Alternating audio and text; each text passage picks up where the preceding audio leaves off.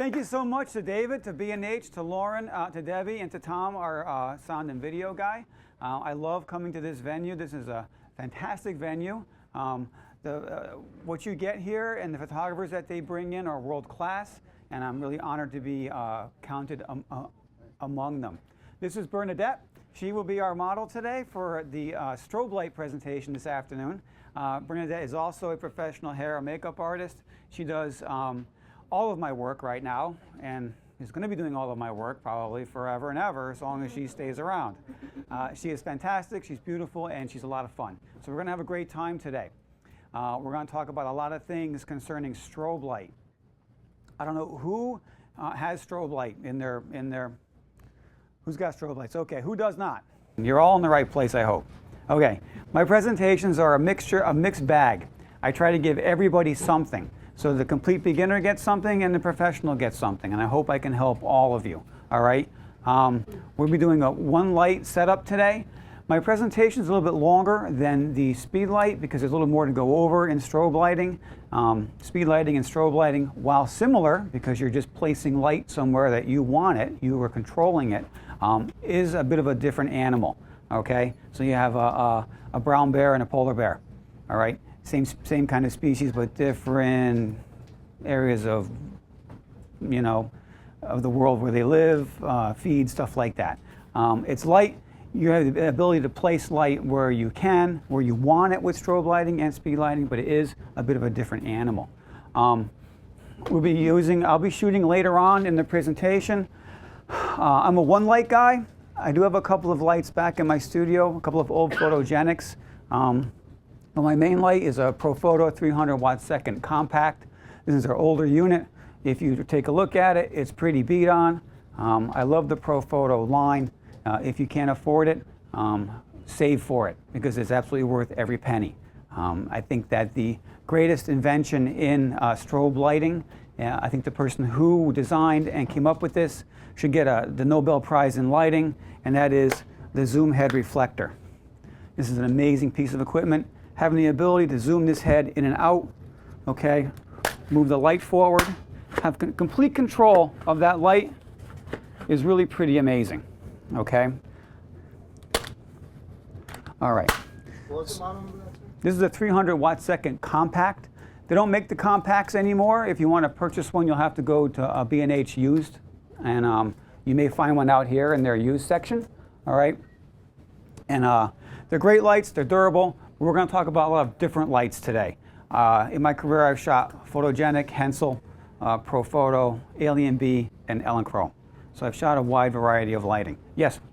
The compact compared to the D1, how do you find those with the bulbs on the outside versus the ones with the reflector? All right, what's your name? Morgan. I'm sorry? Morgan. So Morgan asked, how do I compare the older compact series with the D1 series? And the major difference is the older series, even still the new, the Acute 1200 and the Acute 2400, the bitubes are all the same still. The D1s have a flat front, so there's no reflector with it. I've not used a D1 professionally, so I really can't comment on that. I know people love it. People who have them love them. I don't have them. I'm going, if you're going to buy a Profoto, this year they're having a sale from March 1st to September 30th. If you buy the Acute 1200 or the Acute 2400, you get the pack, 2 heads, and you get a 3rd head for free. So that's where my money's going, about middle of summer. It starts March 1st and goes to September 30th. Almost the whole year. It's a fantastic sale. If you're into the line, it's a good way to get into the line, also with a 3rd head, which is another $1,000 expense. If you can avoid that, you know. But we're going to talk about other lights too. We're going to talk about entry level. We're going to talk about white balance, custom white balance, all kinds of stuff concerning strobe light because it is a different animal compared to speed light. All right, so I'm going to do the presentation. It's a little longer than the previous one, but that's okay. Everybody should get something out of it. All right. Strobe lighting is very similar to speed lighting. You're just placing light where you want it, but you have more power here. This is sun. This is like the power of the sun. You're going to be shooting at apertures of f8, 11, 16, 22, because you have that kind of power, which really gives you the ability to control your ambient light in your background. okay? And white walls will go dark gray when you're shooting at f20, all right? And I have a pretty good example of that. So let's get started with the, with the presentation, and we'll move on from there.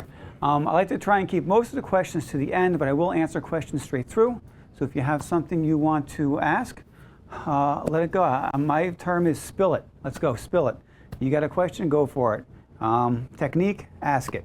If I can't answer, I'll do my best. What can I do for you? What's your name? Shulam. Shulam, what can I do for you? Zoom reflectors on regular strobes or only for these? Only for these that I know of. Only for the pro photos that I know of. Most other manufacturers have the reflector that just clicks on, like the Ellen Chrome clicks on. The Alien B has that tube things. Let's see, the Hensel has the has one prong that you slide over, you put on. This is the only brand that I know that has that zoom capability. Okay, let's go. Welcome to the B&H event space. This is Strobe Light. I'm Robert Harrington Studios, that's me. These are some of the places where I'm working. Robert Harrington Studios, of course, pays me, so that's a good deal. I work for Rock the Shop. If you're a female photographer, check out this website. This website is geared toward the female photographer shooting families, weddings, events. They give you great information on how to run your business, accounting, processing, that marketplace that you want to capture, the wedding, event, and the family portrait marketplace. I write blog posts for Mastering Photo. I'm sponsored by Expo Imaging. I'm partially sponsored by Mac Group. Anybody ever hear of Mac Group? Mac Group are the U.S. distributor of pro photo lighting, Pocket Wizards, and some other high-end lighting equipment. I think Sekonic light meters. They're the distributors. They bring it all in and send it all out to places like this. I'm on Twitter, Bob Harrington 2, and my new book on flash photography will come out next year in the spring, March, April, May. It should be out. I'm with Ammonite Press right now. Okay, starter equipment. Who's the beginner here? Raise your hand. Don't be bashful. Outstanding. Okay. These are some of the things you're going to want to be looking at when you're looking at to get into strobe lighting. So buy something that you can afford and then move up from there. All right. I didn't buy this right out of the gate because I couldn't swing it. Okay. So I bought something that was lower end and I worked my way up. Strobe lighting usually maintains a very good resale value because there's always somebody looking to get into it. So if you're getting out of one particular brand or style, put your stuff on eBay or send it back to B&H, have them put it on their used site and use your credit to go buy something else as you go upward, okay? You're gonna need a light meter. Light meters are critical for strobe lighting. I rarely chimp. I rarely do that shoot and look when I do a strobe light. I'll set my meter first, then I'll check everything, then I'll adjust as I go. Much like with speed lighting, I use my meter as a gauge, all right? And we'll be using a meter today as well. White balance. Custom white balances become very important with strobe lighting, especially when you're using gels or mixing light. I use an X-Rite color checker passport, which is available here. And let me grab it out. I'll pass it around until we're ready to start using it. For you, who uses Lightroom here? Okay, for you Lightroom users, I don't use Lightroom. This is the gray target that you would take a custom white balance with. Then you open this up, and this is the Munsell color checker. And what this is a color correction target, all right? This is a scaled down version of the larger 8.5 by 11. If you're a Lightroom person, you take a photo of this.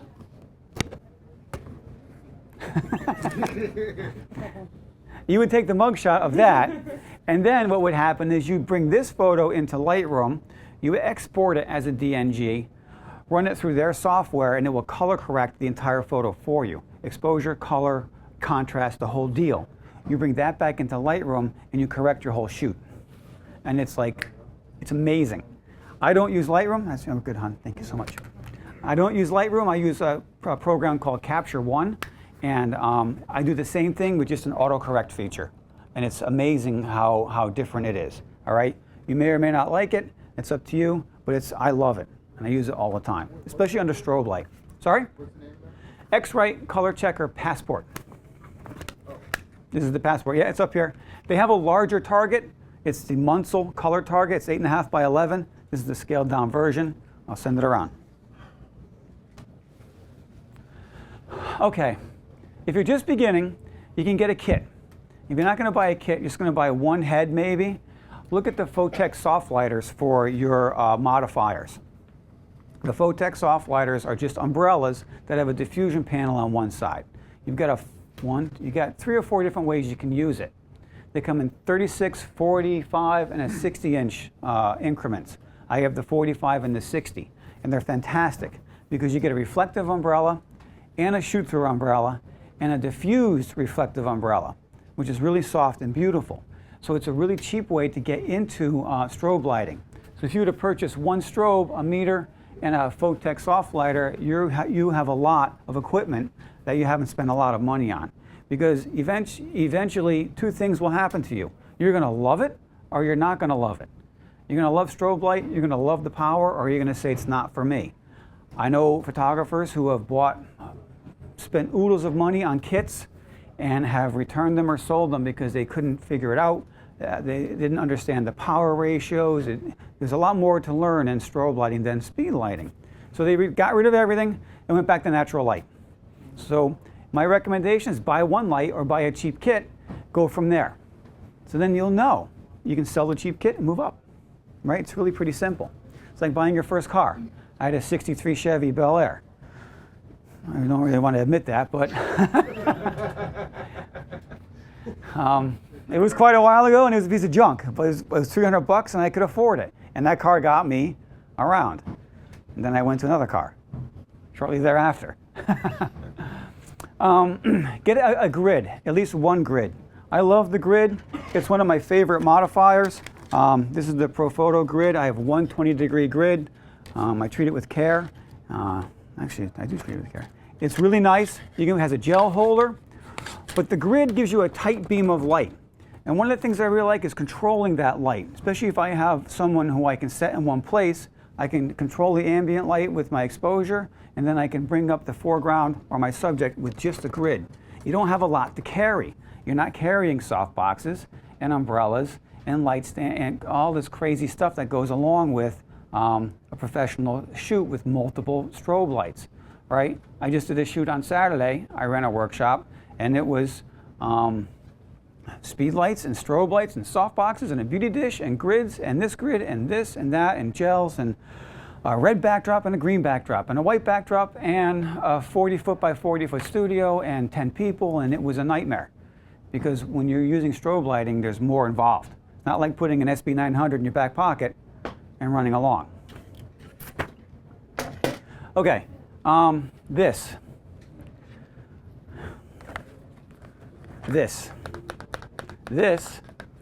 is the Paul Buff mini lithium battery. If you guys get into strobe lighting, you're going to eventually want to take your strobes outside. And that means battery power. And what does battery power cost? A lot. Who said that? A lot. Battery power costs a lot until now. This is the Paul Buff mini lithium battery pack. I was extremely skeptical of this thing until last week when I just pulled the trigger and bought it. It's brand new. All right, I've only had it for a week. It is amazing. Let me say that again. It is amazing. Okay, yes. What's your name? What's your name? Phil. Phil asked how much this costs. You ready? $235. Wow. And would run this thing all day on like quarter power. Yeah. And I did some online research and found that some gentleman ran an Alien B through it, 750 flashes before the thing started to die on him. So if you're running 750 photographs on an outdoor shoot, that's pretty darn good. And you can plug other things into it, like your iPad charger or your iPhone charger, right? Stuff like that, stuff that goes dead while you're working, right? I mean, come on, let's face it, yes. Have you used the Vagabond? I have not. My partner in my studio, I co-lease a studio. She has a Vagabond. I plugged my light into the Vagabond, and it made all kinds of crazy noises. So I unplugged it. The light did. I was like, well, I'm not going to replace that right now, so I pulled the plug on it. I plug this in, works like a champ. And we'll use it later. So if you want to come up at the end, I'll have it here. We can take a look at it. It's only about the size of 2 Betamax cases. Who remembers Betamax? Chevy? Huh? You have those in your 63 Chevy? This is the size of the coil on the engine. This is a great tool. I just started using it, and I'll be using it a lot. For $235, it is one of the best values I found in photography. Okay, because now this comes outside on a regular, will be coming outside on a regular basis. All right, and the replacement battery or a second battery is like 80 bucks. So for a little bit over 300 bucks, you got a great battery system to go outside. Okay. Use that with a speed light? There's no way to plug a speed light into that. Okay. How's the build quality on that? Is it pretty durable, or is it a little It's not bad. You know what? For $235, it's a great deal. The Pro Photo is $1,600. I can buy 7 of these for, you know what I mean, you know. It's not bad. The build quality is not bad. It's fairly durable. I wouldn't want to drop it from a second-story window, but it's not bad. I mean, you get what you pay for, but it's got a lot of flash power into it. And I brought it along just for that reason. My location kit is right here. It's one of these, and one of these, and that's my location kit. I'll throw an umbrella in once in a while, but I love the grid. Yes? And you can do two strobes per pack, or just What's your name? Robert? Robert asked if I can do 2 strobes per pack. I haven't tested that yet, but I think that you can. I don't know the recycle times. Recycle time on this with 1 strobe is really pretty good. It's really pretty good. If you have to wait a second in between, it's still not all that bad. Okay. I also use a lot of gels in my work. Pick up a Roscoe Cinegel sampler. It's like $33 here. And you get all the color correction gels, and you get some really nice crazy blues and reds. And they're fun. Okay. Okay, for you starter guys, I have a private student, and she bought the Elinchrom 400 IT to go set. She bought it here. It competes head-to-head with the Paul Buff Alien B, which is a very popular unit. All right. The Elinchrom comes with a radio trigger, 2 soft boxes, and the reflector. It's a really nice kit. It's a great way to get started into a professional system. All right. If you are into Elinchrom, you go to their soft boxes. They're beautiful. I use Elinchrom soft boxes on my strobes, and I love them. So I bought the adapter for the Pro Photo, and I'm good to go in my studio. It's a great system. They're lightweight, they're teeny tiny, and they work really well. Alien B is another brand.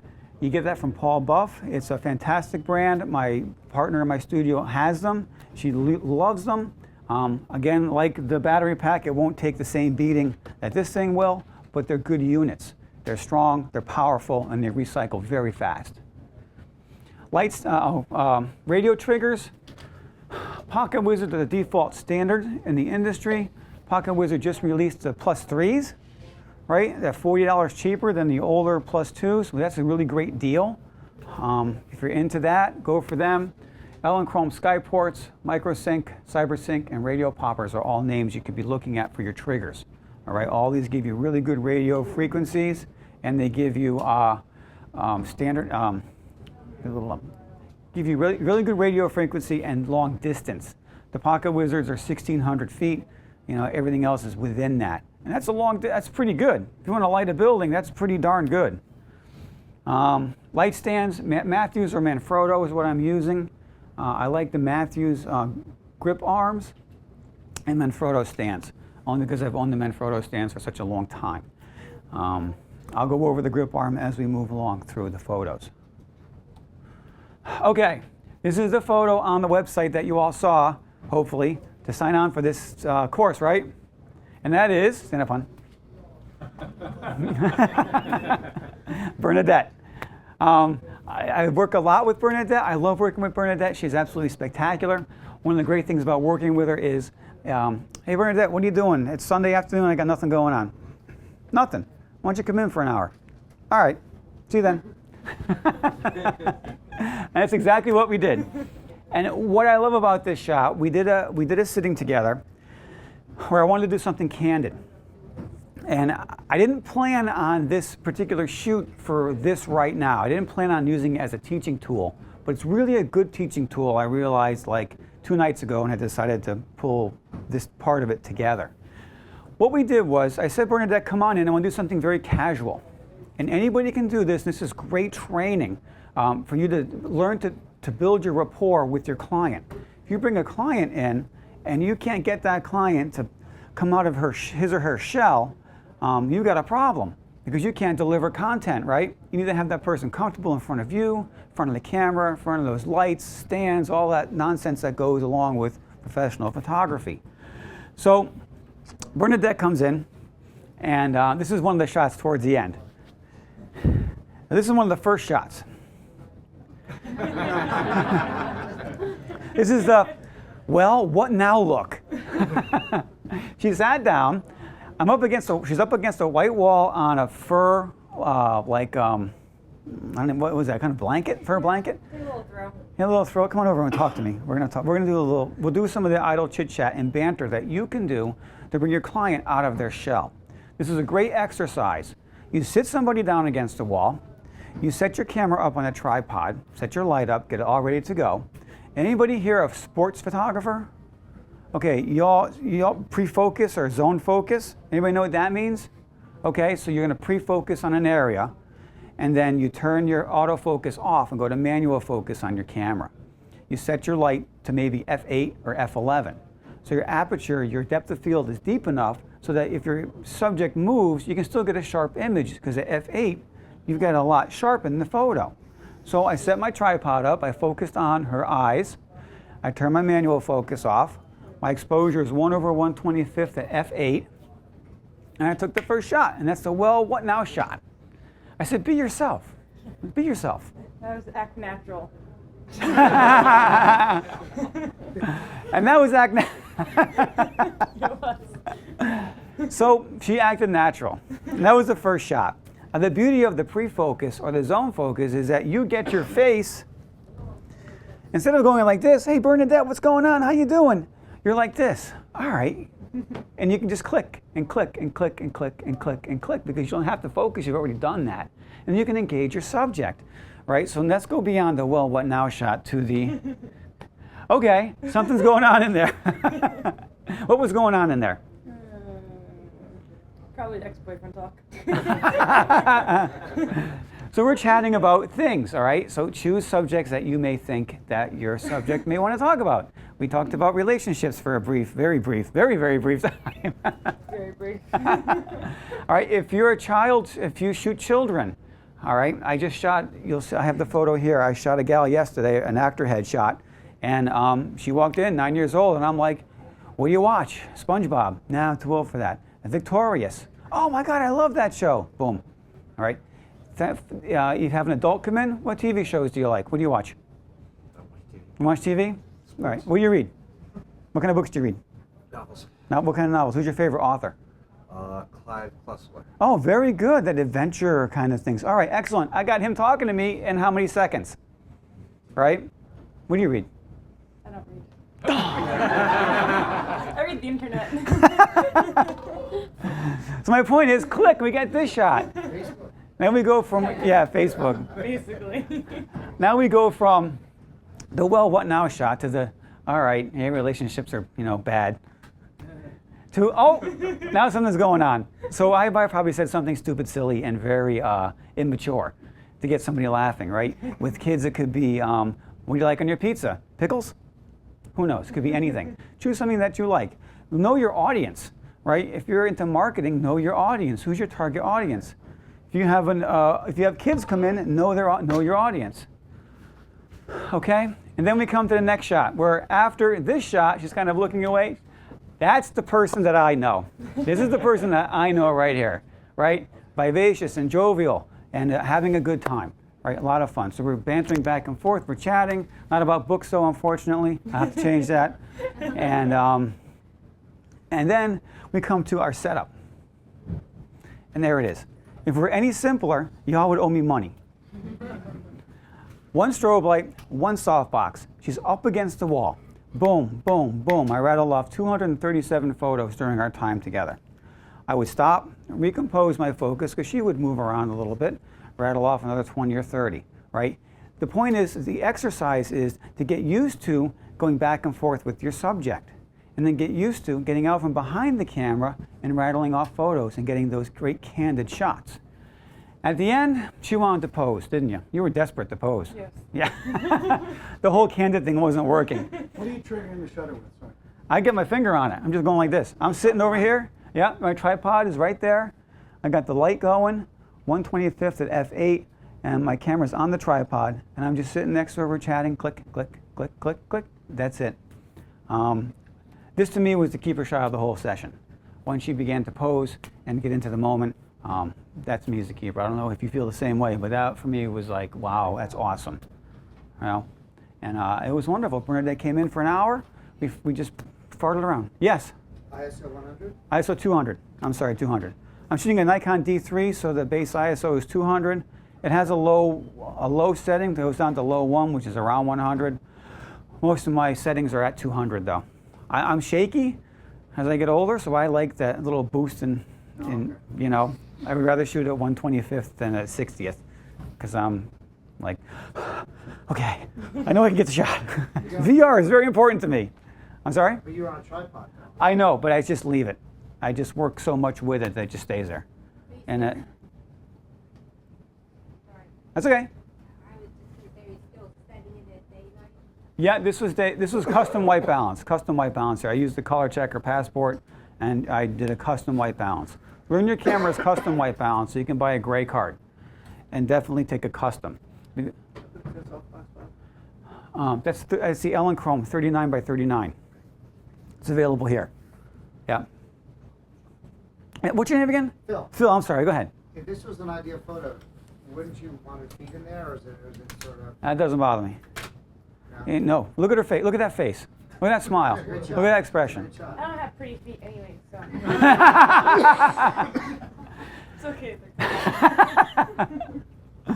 That does not bother me. I would even crop that in closer just to do a head and like this, and I would, you know, because it's such a great shot. I think of our whole sitting, our whole time together, that was one of the best. There are 3 or 4 that are like that. Bernadette's great like that. She has the ability to turn it on and turn it off, like that. It's amazing. It is amazing. All right, we're done. Thank you. Okay, I'm a headshot photographer. I love the headshot. This is what I do most of. This is Kim. Bernadette did the hair and makeup on Kim, and she came in before. She was at a workshop I was running, and she came in before, and I did a quick headshot using my strobe light. This particular workshop afterwards was speed light. But this is a strobe light. I have my beauty dish on, and I'm using a Lastalite triflector. I know you have that. It's awesome, isn't it? Anybody have the Lastalite triflector? No? All right, it's available here. It goes in a light stand, and you have one reflector here and one on either side. Okay? It's like those old days. You ever see the gals in Brazil where they have those reflectors in there? Right? Before skin cancer really became an issue. That's what it's like. And you drop light right into it, and it brings up the contrast and color beautifully. And there's my setup. She sat right into that setup. The beauty dish was above her, and I used the beauty dish sock on that to slow the light down just a touch. I got a really great, contrasty, beautiful headshot. No blown highlights, great color, the whole Megillah. I'm sorry, what was the Ellen Chrome beauty dish? That's the Pro Photo. Oh, it's Pro That's Pro Photo, yeah. That's Pro Photo. Okay, headshots again. This is a beauty dish, straight up above my head, straight on, just totally straight on. All right, she has a bit of a drop shadow onto the right side of her nose, which is because the dish is up here. So again, just that touch of movement to the left. I love this shot. This is a great series that we did with this model, and it's one of my favorites. Bernadette again did. Yeah. Bernadette again did hair and makeup. This is unretouched out of the camera. This is this gal again. Her name is Stacy. I did an actor headshot. I am a headshot photographer, and I love the actor headshot. The only thing I don't have are the Kino flows that Peter Hurley has, and I can't swing them at the moment because it's a lot of money for the Kino flows. So I use strobe light. I get a really good, great contrasty look with strobe light. I really like the look that I'm getting, and it avoids me spending the money on the Kino flows. This gal right here, well, with this headshot, just had a reading with Kate Winslet. So I'm very proud of the fact that my work is getting seen, and not only getting seen, she's going to maybe be getting work from it, and that's cool. So I use one strobe light up behind me, and I use a glass light triflector below her, and I get light coming down and back up again. You can just barely see the triflector in her eyes. I shot this little gal yesterday, and same deal. You can see the triflector under her. The softbox is above me, and I have photos of it for you. And the background light is just a white wall and blowing out.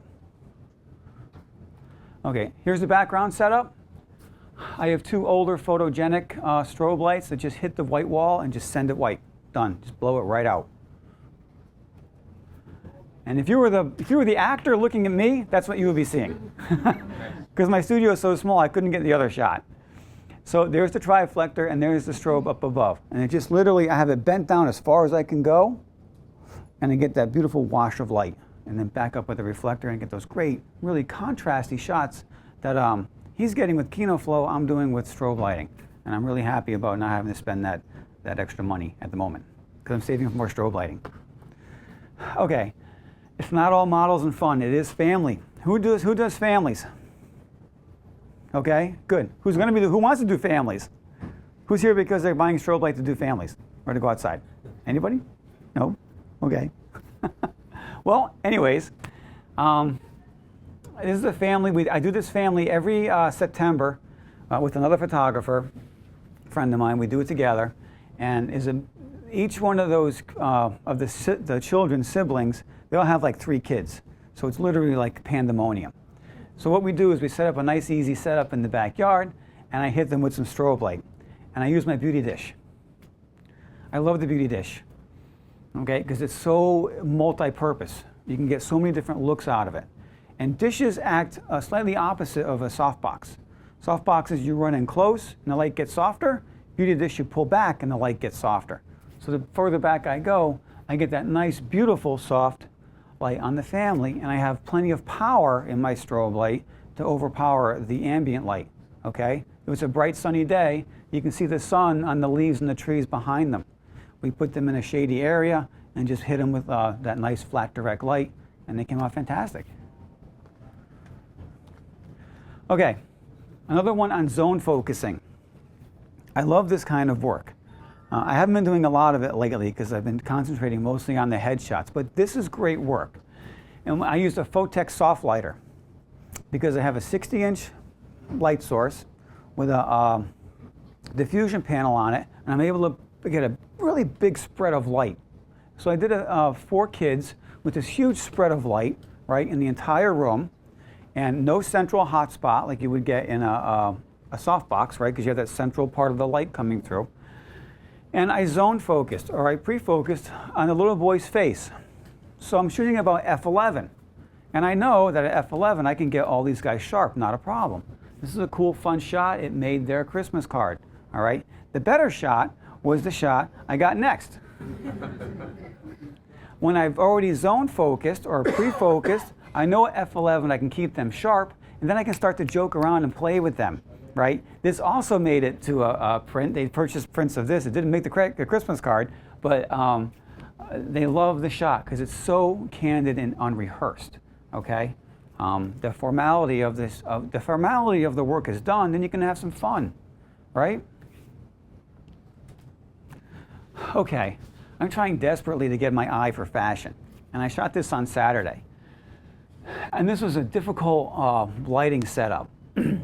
I chose a red seamless backdrop and a green seamless backdrop for the floor. So you have red and green. You have color tension, all right? You have the model up there up front. I have her kind of looking away. And my main light is the strobe light. I'll go to the setup. No, that's not just a good one. All right, that's a good one. Everything's flashing. The main light is a strobe light into the softbox, which is main lighting her. The secondary light is a SB900 with a Rogue flash bender on it. And I'm evening out the light on the red, on the backdrop. The third light is an SB800 with a blue gel on it. And that blue gel is giving me that blue up on her arm. See that on the face, other arm? Okay. I did a quick process. It's not really finished yet, but I wanted to bring it to show you. If you're a speed lighter looking to get into strobe light, you can mix and match. Okay. Absolutely mix and match your light sources. All right, because strobe lighting, if you had 3 strobe lights, it'd be a lot more expensive than if you own 1 strobe light and a couple of speed lights. I really like this shot. It was my favorite of the session. It does need some more work. I want to straighten out the muscle on her arm a little bit, maybe smooth her skin some more. I like it overall. It was really a difficult shot to execute because there's so many different lighting things going on at the same time. And there's a daylight shot with everything not flashing. That's another softbox that I use. It's a Creative Light. It's a really great speed light softbox. I put it on here because the bigger one was too big, but that's my speed light softbox. And there we are outside. So we went outside afterwards and took some shots out in the alleyway, which I thought was pretty cool. And here's the setup. Light, grid.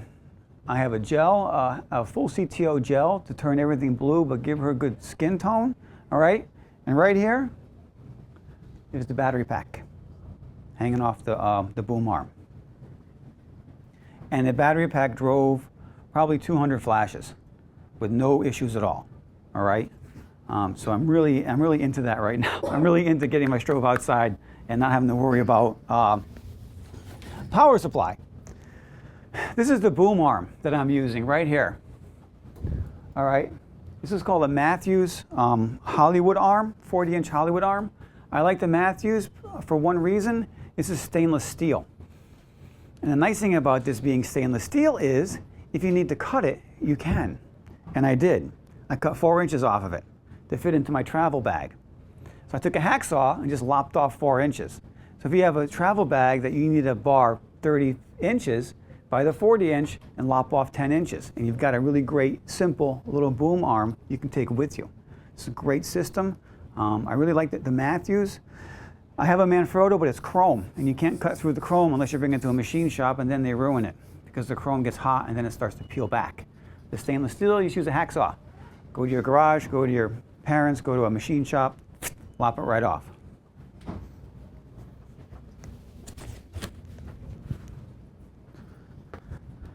Okay, oops, sorry. Okay.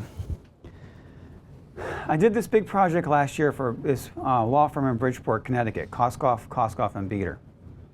And I bring this in because this is another tough shot that makes you think about light. So I'm in this office building, and the light, of course, is awful, right? Who goes to office buildings to shoot? And the light is awful. It's either bright tungsten, yellow tungsten, that crazy, nasty fluorescent, or any combination thereof, and you're really trying to figure out your white balance.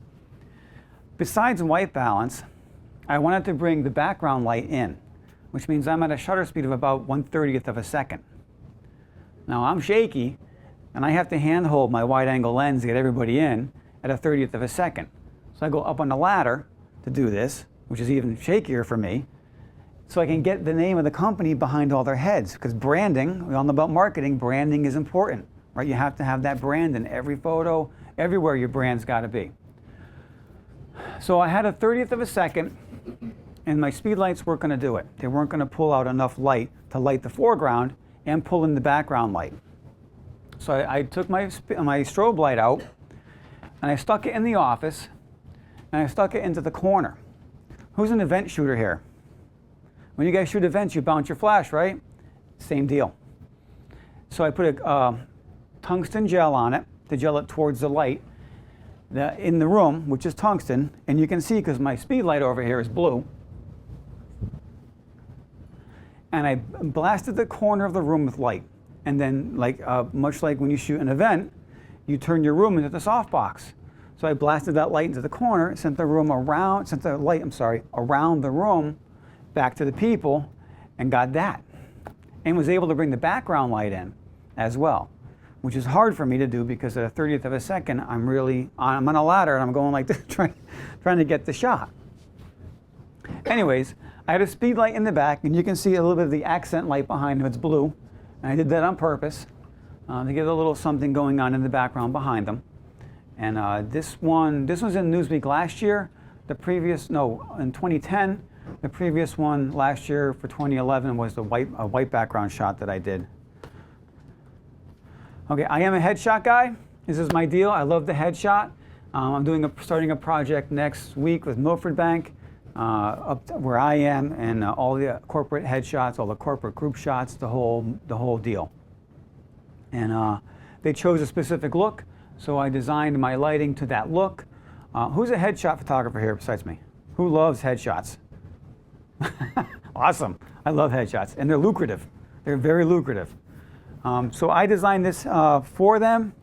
Simple gray backdrop, and my main light's a strobe light, and my backlight is a speed light with a Rogue flash bender, and I have a Lastalite Easy Box with a grid for the hair light. I don't like a lot of hair light. I don't like a lot of bright hair light. I like a very soft touch, just a kiss of light on that hair. And I like the fact that with the speed light, I'm using the Pocket Wizard Plus 2, or no, the Pocket Wizard Flex, I'm sorry, so I can control my speed light as well as fire the strobe light at the same time. It's a great system for that. I don't use it very often, but for this, it seemed to work okay. If you were shooting like employees, would you differ that setup between a female and a male? This, no, you know why? I tried to design the setup so that I can do everybody the same, make them all look the same, no matter how it went through. And what I like about this is if you go to this, take a look at the shot. Where are the shadows? There really aren't that many. Okay, she's got a bit of shadow here, right, and a little bit here. Okay, so if you had someone with the part on the other side of their hair, you can still get a good shot. So what I tried to do was use a very large light source and aim it not only to the person, but into the reflector, so that no matter who you were, you could sit in that scene and turn this way, or this way, or this way, and still get a nearly shadowless, but have a touch of shadow shot on you. So male and female, I wouldn't change. The one thing I would change is the amount of output here. A blonde gets less light than a brunette gets. All right, she would have more light coming on to her hair because she's a brunette, to give me a little more separation there. But I don't like a lot of separation light to begin with, so that's the only thing I would change, honestly. That's a corporate client who would take the whole setup to their office? Or What's your name? Gary? Gary asked if I would take that whole setup to their office, and the answer is yes. Run them all through. Bernadette, we did a job together for Koskoff and Beater, and we did, I don't know, a dozen people? I don't remember how many people. Sixth floor corporate room, 12 feet by 12 feet. I had 3 lights going, white backdrop. And I set it up. They gave me the room, which really stunk because it was awful. Because it was 12 foot by 12 foot, and you're trying to do full body shots on white, which is next to impossible. But I got them going in and out of lunch, which is great, because lining up corporate people is impossible. They're like lawyers or real estate people. You can never get them all in the same room at the same time. It's impossible. But when I got them at a lunch meeting, as they went in, I would shoot whoever was going first, and then coming out, I would get them on the way out. So I was able to nail all of them. But yes, I would take all my equipment. I would pack all that up and bring it all to the site. Yes, sir. What's your name? Chris. Chris. You're always shooting with your 70 to 200? Pretty much. Yeah, that's my go-to lens. My primary go-to lens is a 50, 1.8, but my headshot work is a 70 to 200. I like the field of view. I like the tight composition. With the strobe light, you can get f11, so you're getting plenty of detail and sharpness in the face and eyes. And what do you shoot with? Same thing? 80, well, I go between the 85 and the 70 to 200. Yeah, I like to be able to zoom, because if you have someone who's larger or smaller than someone else, you can still stay in the same spot, you know. If you have people that are all the same size, it's a piece of cake, but when the people vary so much, it's not. But 70 to 200 is my go-to lens for all my headshot work. Okay, we're good. Okay. Thank you.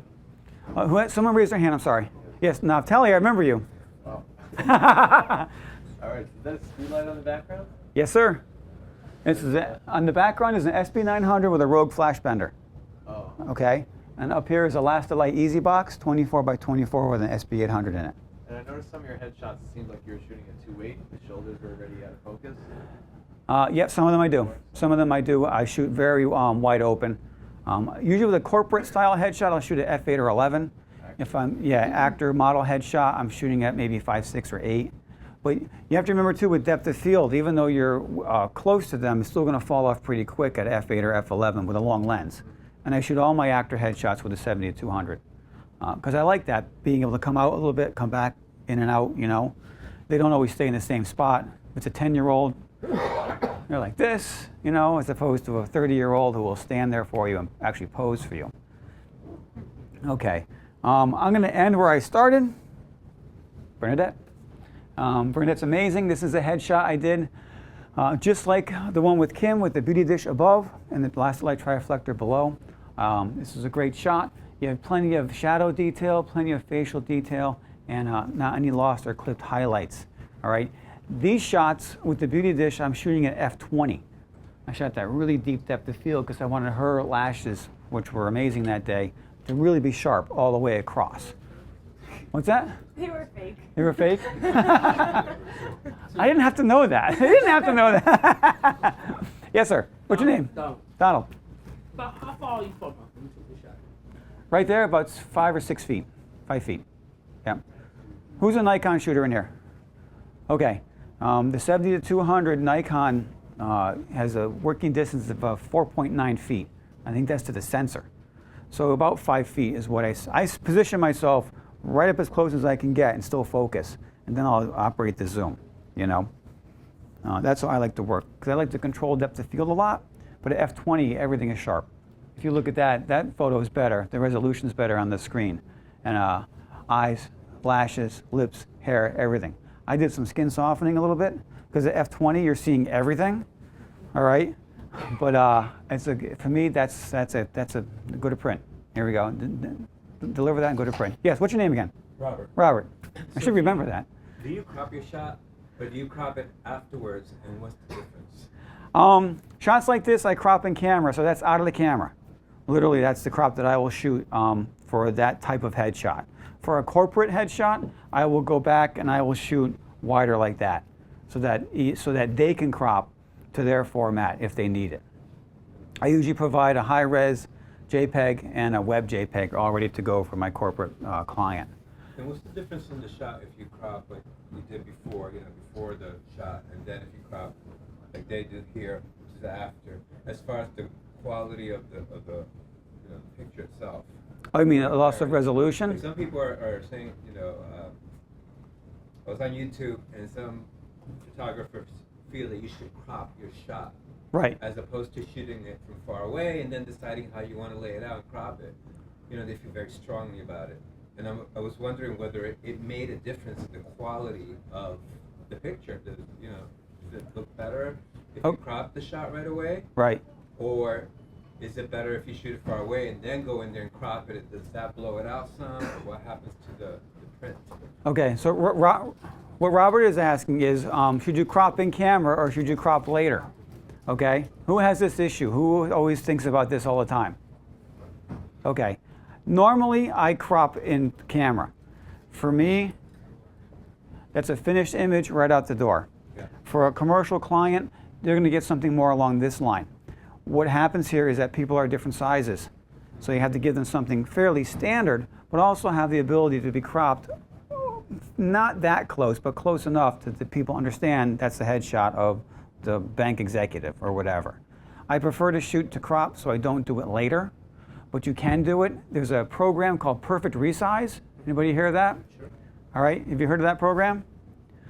On One Software makes this program called Perfect Resize, and it's a cropping software.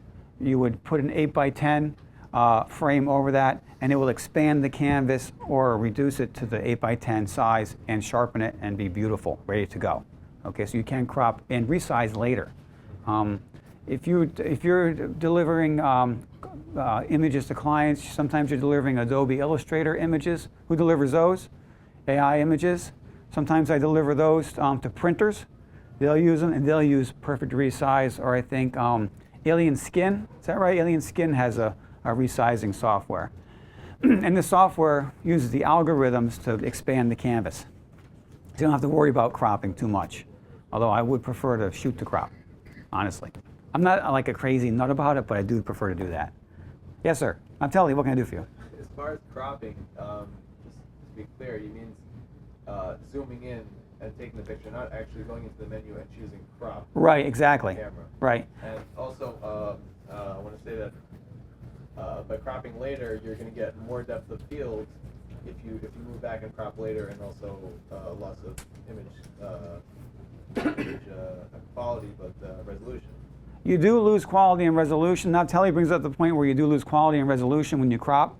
Okay, if I submitted this shot and they cropped just to her face, all right, and they didn't use the proper software to resize the image, they would lose the image, all right. But you have to be careful about what you send into your client, just to make sure they get covered for what they have to do for a newspaper article, magazine article, any of their corporate reports, stuff like that. And you Yes. get depth of field. You increase depth of field when you bring that forward, right? But I wouldn't worry about it too much. Don't let things like that worry you too much.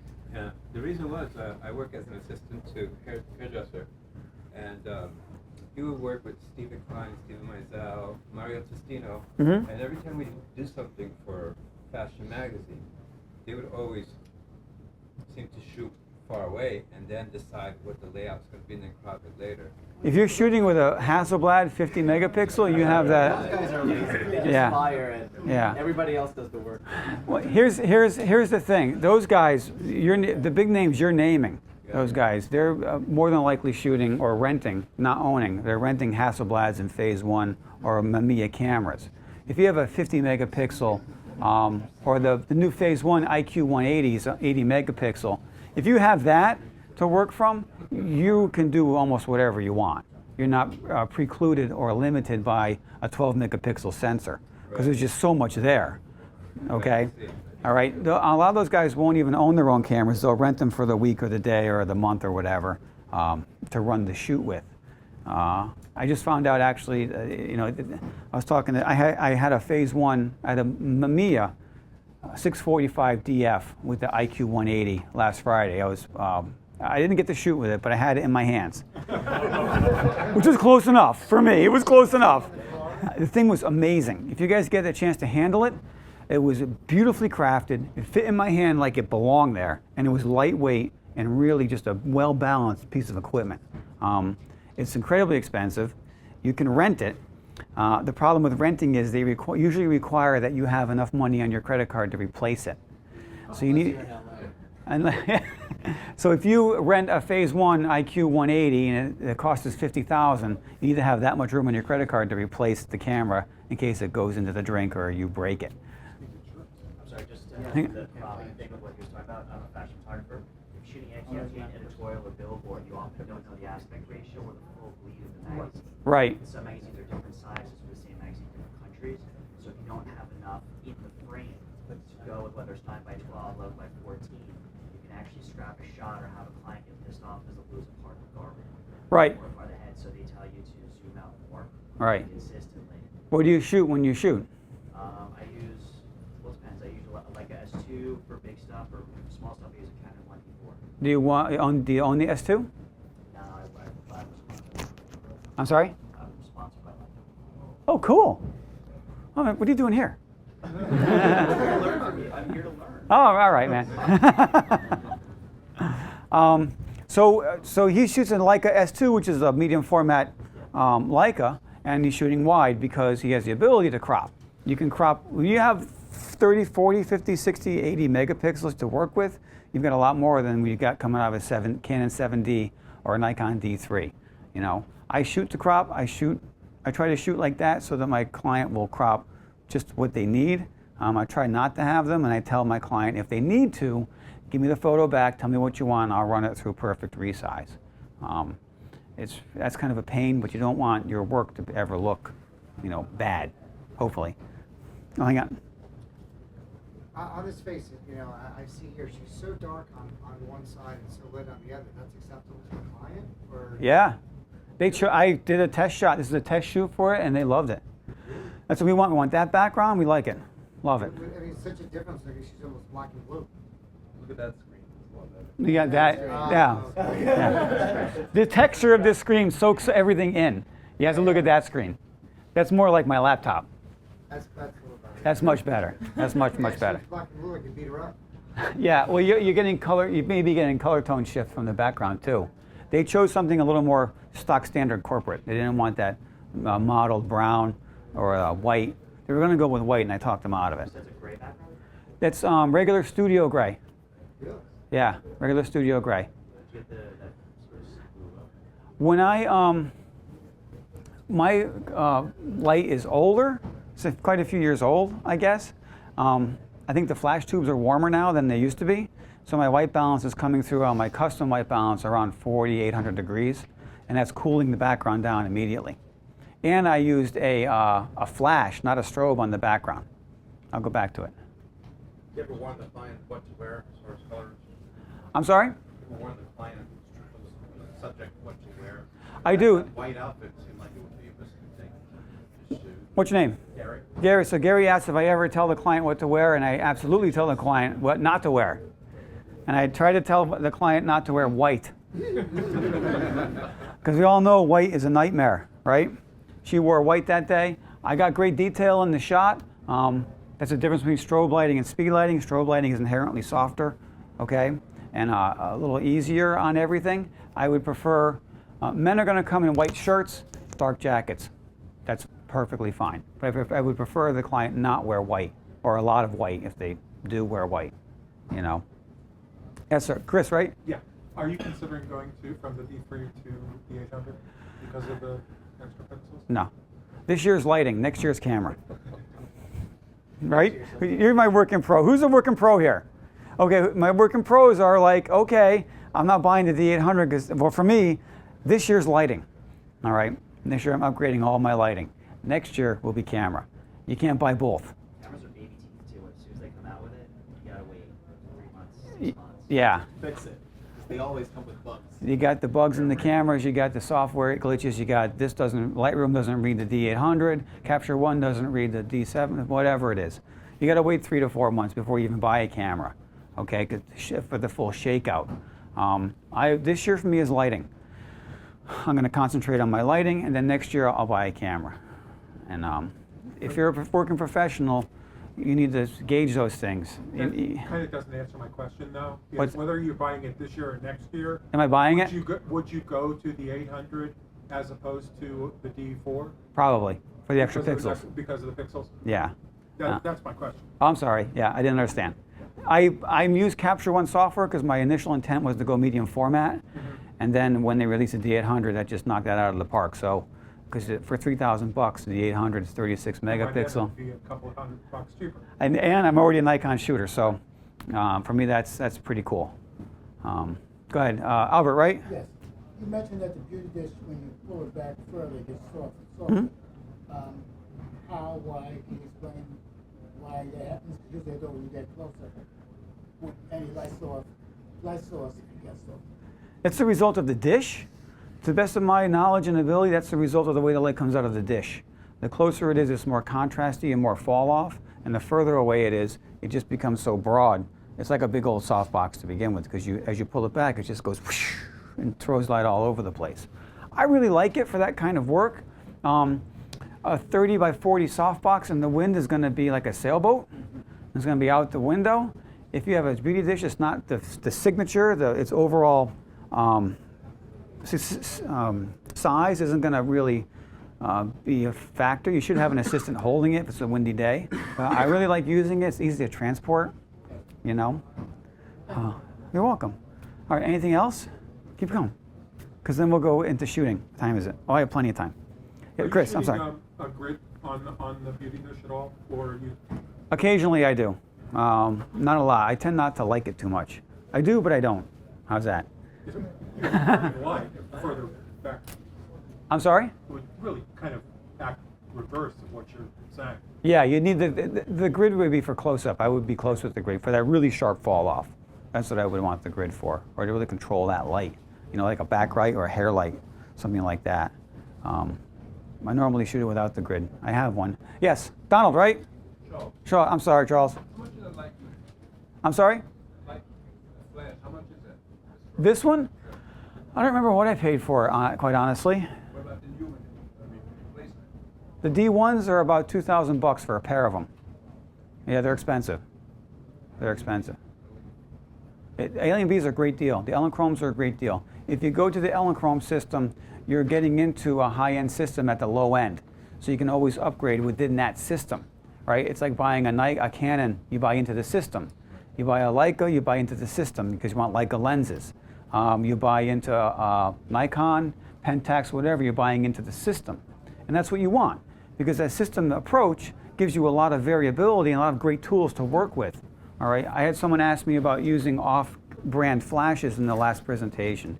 And I don't really use them because I always know if I have an SB900 on my camera and it fails, I can take it off, put an SB800 on, and still maintain that full TTL that communication. Okay. Anything else? Yes. I'm sorry. What's your name? David. David. On the shot of Bernadette. Which one? Let me go back up to the top. No, the one that you showed right after. This one, where you got the last lights. Mm-hmm. You've got a 4-part catch light for eye. Is Mm-hmm. there any way to avoid that? Not with that reflector. No. Does that bother anybody? Yeah. Me, a lot. Does it? Yeah. Really? I didn't even notice it. I didn't even notice it. That doesn't bother me at all. That's an over and under beauty kind of light, you know, with a wrapping light.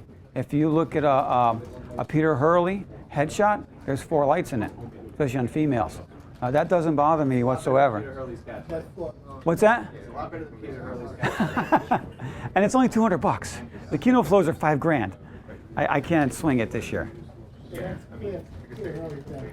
I didn't even notice it, to be honest with you. I had seen it because I knew there was a catch light there, but I didn't notice it. That does not bother me. Yes, what's your name? Chris. Okay, Chris, what can I do for you? So when you're shooting these headshots, what's your decision process between whether you're using a beauty dish or a softbox? I think you've described some with each in this last half hour or so. I prefer the softbox because the softbox is going to give me a little bit softer light than the beauty dish and also less f-stop. I'll be at a softbox, my large softbox, probably f8. Okay, this was shot at f20. Because that beauty dish is just sending so much light down and around. And I have it here, so I'm just catching the edge light on her face, so I'm not killing any highlights, you know? And so this is f20. It's pretty deep. It's a lot of depth of field. That's really, when we took that shot, the first thing she said to me was, wow, that light's bright. So why did you use the beauty dish for this then? This was because I wanted that depth of field. You know, I'm constantly testing. Who tests? Please say you do. Right, you're testing new equipment, you're testing ideas, you find something online, right? Somebody's doing something you're not, you want to be doing it. Okay, if he's shooting fashion, what's your name again, Phil? Morgan. What is the deal, man? I'm sorry. You're Phil. I'm sorry, Morgan. If he's shooting fashion, I want to move into fashion. I'm going to check out his website because I want to see what he's shooting, right? If I'm doing headshots and you're a headshot photographer, you're probably going to go to my site and check out what I'm doing. Okay, what are you doing? What am I doing differently? Why am I working and you're not? Why is this? Why is that? And you do that, and then you test, right? When I brought Bernadette in for that that casual shoot, I had no inclination whatsoever that I'd be using it today. It just kind of popped into my head the other night. I had this whole presentation done last week, and then I redid the whole thing over yesterday afternoon.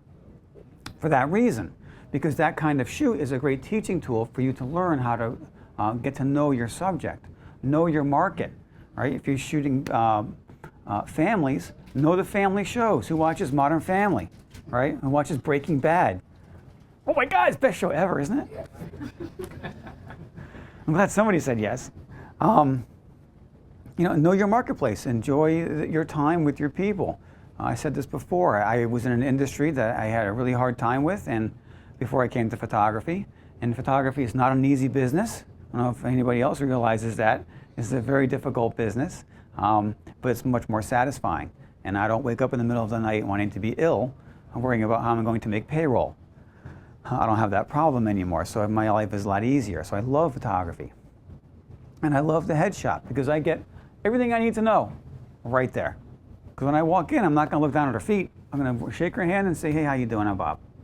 What's your name? Nice to meet you. Bernadette. Hey, nice to meet you too. Great. On that same note, there's no competition about this.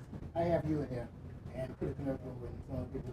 Who do you look at as you know, checking your competition as headshot photographers? Who do you admire, or Okay. who do you look at, basically? Albert's asking, who do I check out? Who do I pay attention to? Who do I watch? For headshots, if I knew where Peter Hurley lived, I'd be stalking him.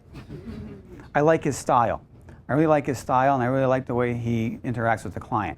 It's a little too much for me. I'm a little more laid back, but I really like his style. I like fashion guys. I like Testino. I like Mario Sorrenti. He's my current favorite. Richard Avedon, I love his work. Herb Ritz, I'm going back a little bit. George Hurrell, I like that classic 40 style portrait. I like Joe McNally. He's a speed lighter and a strobe lighter, and I like the fact that he gets to work all those crazy sets. Right? He gets an elephant. Who gets an elephant? I don't get an elephant. He gets an elephant. And he has a crew, and that's really cool. And I really like to see the behind-the-scenes shots because I like to see what's going on. I want to know how they're doing it. You know, you can figure it out yourself. You can reverse engineer it. But if you see it happening, oh my God, that's great. That's awesome. I could do that. And then it's empowering because you feel like you can do it. Then you go do it. All right. An elephant, I don't know. But who else do I follow? I follow Neil Van Niekerk. Anybody ever hear of Neil Van Niekerk, the wedding guy? I love Neil. He's a great guy. Have you ever met him? No. Take the time to meet him. I wish I could. Come here. When he's here, come here. I met him here. I came down here. He gave a presentation here, and I came down specifically to meet him and to thank him for sharing, because he shares everything, and I share everything. I would much rather be paid, but you know what? There's nothing I can't tell you that you can't find out yourself. It's just I love the human interaction. I'd rather be with people than sitting in front of my laptop wasting time and not getting more work. Right? Yes? What's a fair price for a headshot? Fair price for a headshot? It depends on your marketplace, man. My marketplace, that headshot's $200. My actor headshots, all right, I'll go over pricing. My actor headshots are $360. $260 without hair and makeup. That means she doesn't make any money. So I push the headshot with hair and makeup. If I do a corporate office, it's $200 a person. Unless it goes above a certain amount of people, then the price comes down. Because you can do 15 people in a corporate office and make a lot of money in a day. And the beauty about shooting corporate is you bring your laptop, you shoot tethered, and they choose their shot right there. I take 100 photographs of 10 people. At the end of the day, I'm leaving with 10 choices. I don't have to do an online gallery. I take those 10 choices, I turn them into TIFFs, and I send them out to my retoucher. 2 days later, I get them back, and I send them out a disc. So headshot work is really great work. It's simple, it's easy, and it's lucrative. And I happen to love it a lot, so I think I'm okay at it. So I think so. Yeah. Does that answer your question, I hope? Yeah, excellent. Yeah. Thank you. Yeah, thank you. I know Hurley gets a lot more than I do, but his market is different. My actor headshots are, you know, I have an acting company I'm working with. They have 30 people to be done. So I gave them a really good price. And that little girl in the red shirt with that big old smile, she was the first one of the 30 to come in yesterday. And the next one's tomorrow. So you need to be able to negotiate. We're in this economic time. You want to hold fast to a price so you can earn a living, but you need to be able to negotiate and say, you know what, I want this. They want to give that. You meet somewhere in the middle. You know. You're welcome. Do you use a specific company for your retouching, or you have somebody? For retouching? What's your name again? Kareem. Kareem asked who I use for retouching. I use a couple of different people. One I really love is right here in the city. It's called Colorworks NYC. I really like them. They do beautiful work, and they'll sell my client prints. Otherwise, I have a retoucher. Her name is Bethany Sewald, S-E-W-A-L-D. You can tell her I sent you. She's out of Minnesota. And I Dropbox my files to her. She does the work, and she puts it back in a Dropbox, and I get it back the next couple days later. She's really good, Bethany G. Sewald. I have my sister-in-law. She's pretty good. I don't know how she's doing on it. If she advertises, it's Tracy Harrington. You can try her. Fashion retouching. I don't know. You have a fashion retoucher? I'm looking for somebody. Depends on the job. Some clients They provide their own. Like gloss is a big one. There's a whole bunch of them, but it depends. Like some clients insist on certain retouchers. Like maybe there's certain houses that are known as the best. Right. But honestly, it's really, really hard to find good retouchers for fashion stuff, and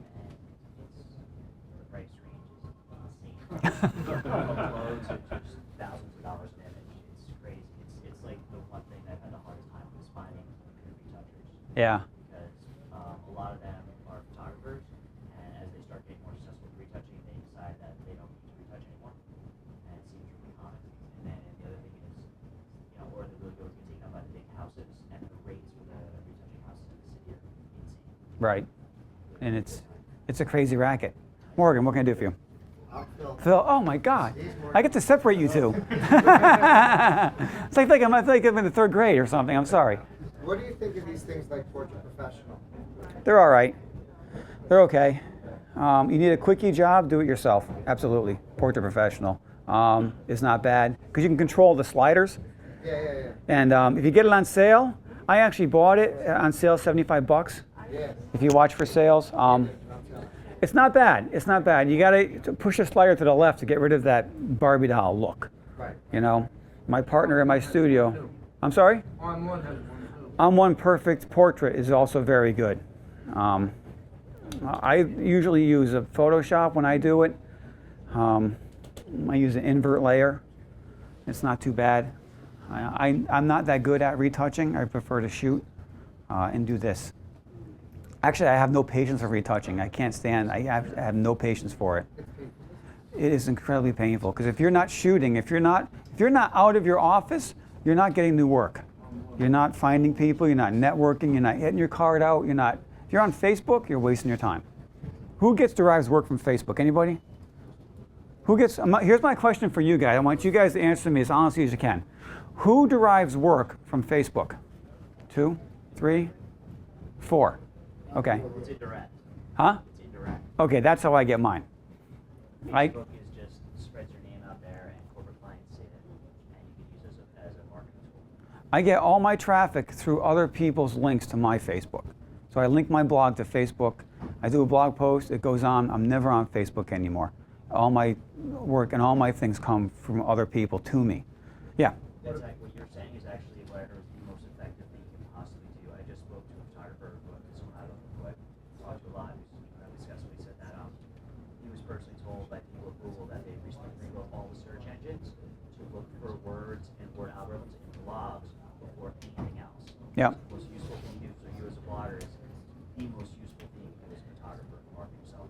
Facebook, Twitter, I mean those are all good, but the blog thing is the home run. Yeah. Let's talk about social networking really quick before we shoot. I'm sorry, hang on. When you do a headshot for someone, how much time do you spend with them, and how many shots do you do?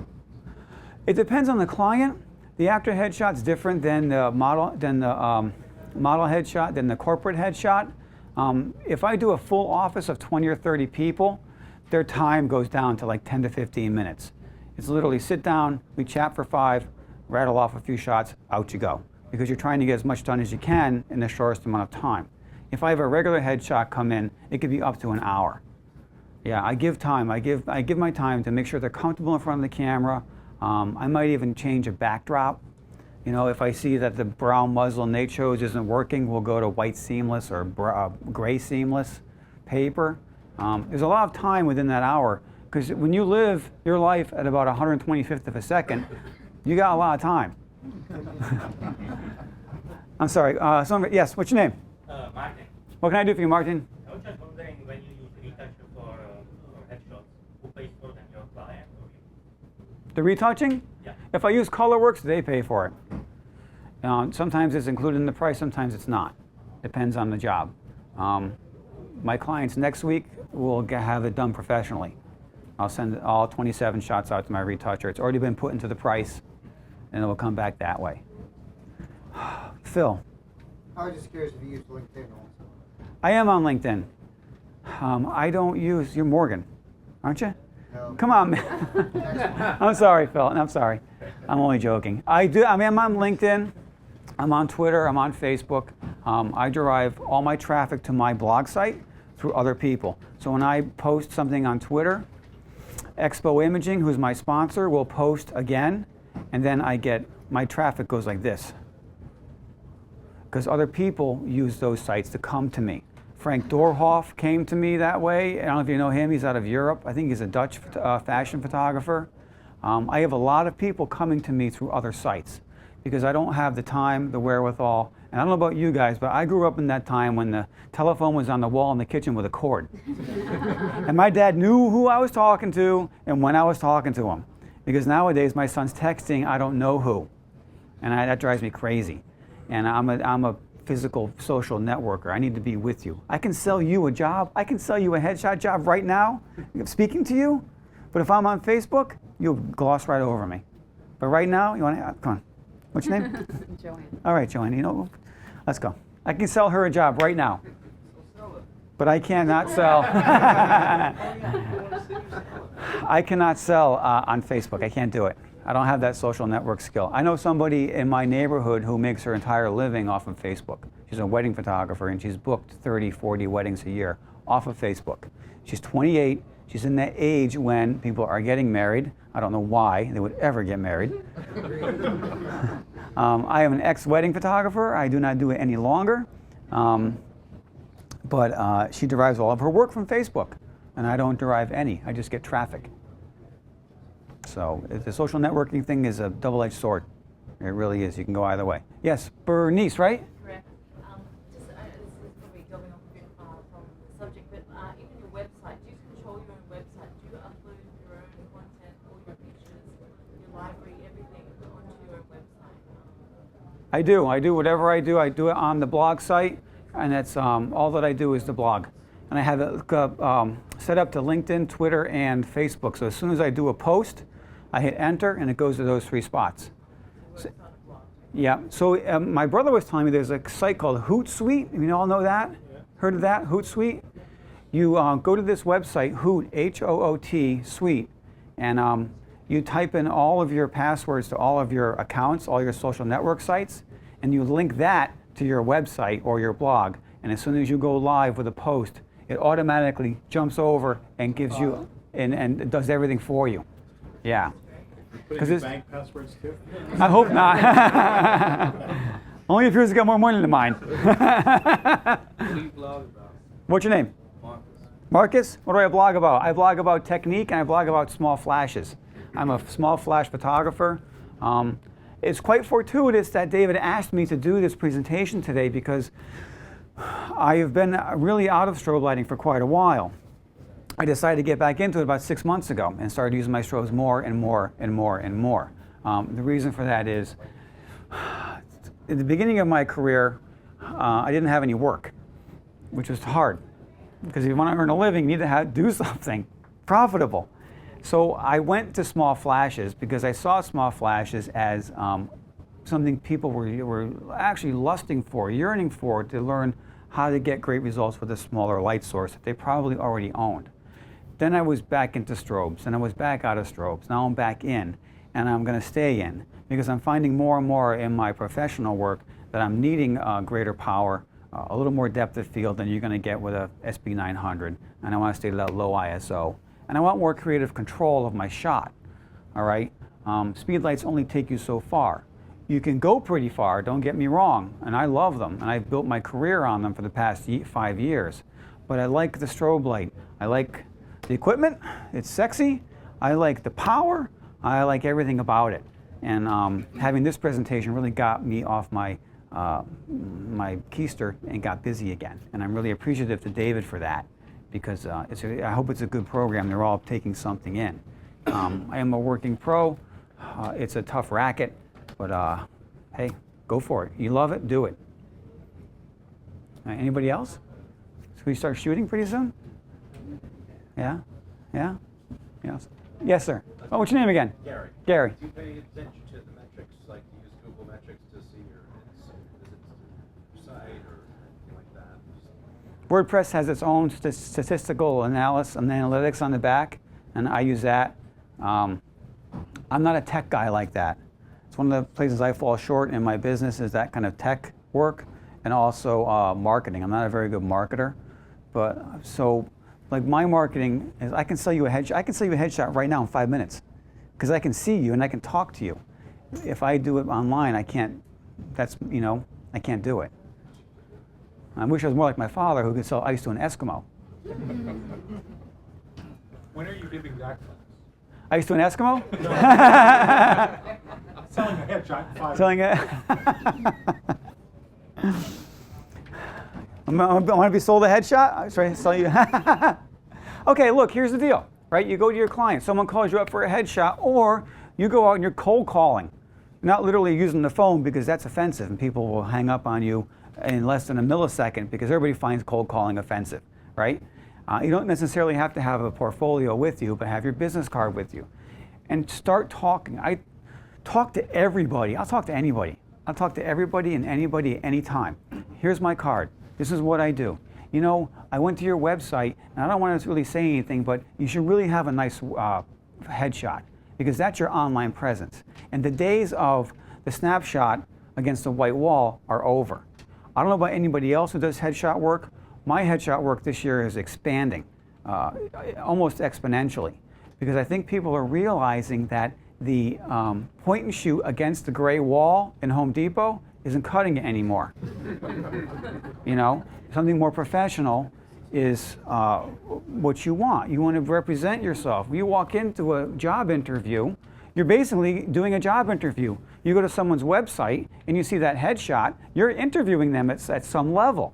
And you want to see something that's more presentable than, or something that's been cropped out of another photo, right? I saw one headshot, the guy, yeah, it was a wedding photo, and the guy had his head cropped out of the wedding photo, and there was like an arm across him.